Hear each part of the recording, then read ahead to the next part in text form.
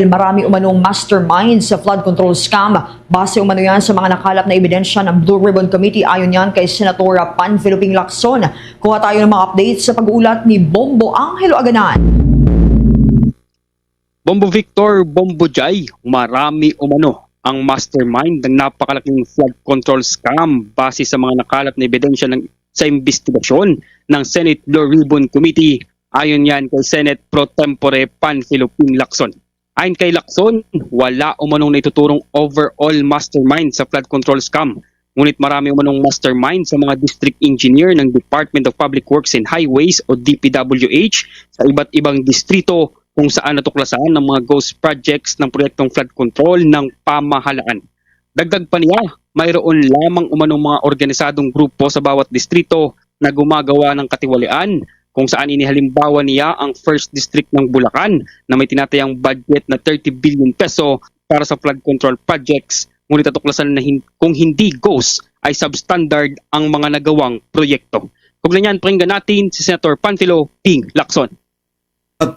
Bawat region or bawat district engineer, merong mastermind. For example, di ba testimony ni Henry Alcantara, sa Bulacan First District Engineering Office pa lang, ang nai-allocate ni Saldico, 35 billion.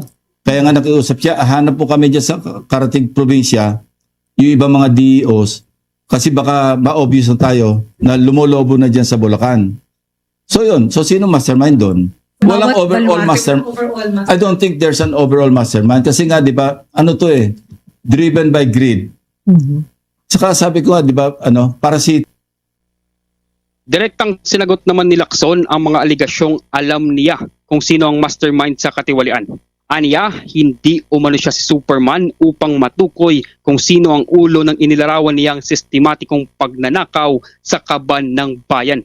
Hinamon rin ng senador ang mga kritikong nagtuturo sa mga dapat ipatawag sa pagdinig na magpresenta ng matibay na ebidensya upang masama aniya ang mga individual sa pagdinig at investigasyon ng Blue Ribbon Committee.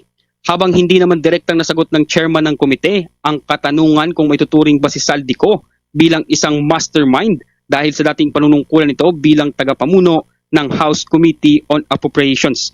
Matutukoy aniya ito depende sa mga ebidensya, ngunit siguradong makakasuhan ang dating kongresista sa mga ghost projects na sangkot ito. Muli pakinggan natin si Senator Panfilo Lacson.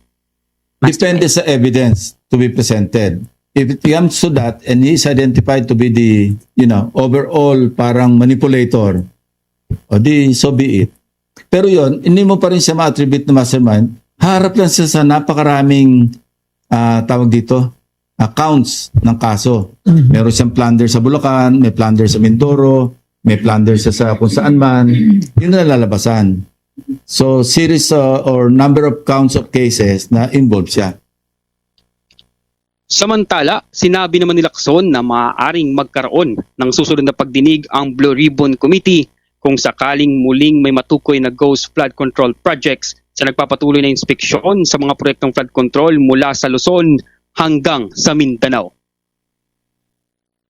At yan muna ang mga latest updates mula dito sa Senado. Ako si Bombo Angelo Aganan and this is Bombo Radio Philippines, the #1 and most trusted source of news and information. Basta Radio, Bombo. For the most trusted source of news and information, visit our website at www.bomboradio.com. Follow us on Bombo Radio mobile app, Facebook, YouTube, TikTok, and X, formerly Twitter. Like, share, and stay connected. Anytime, anywhere.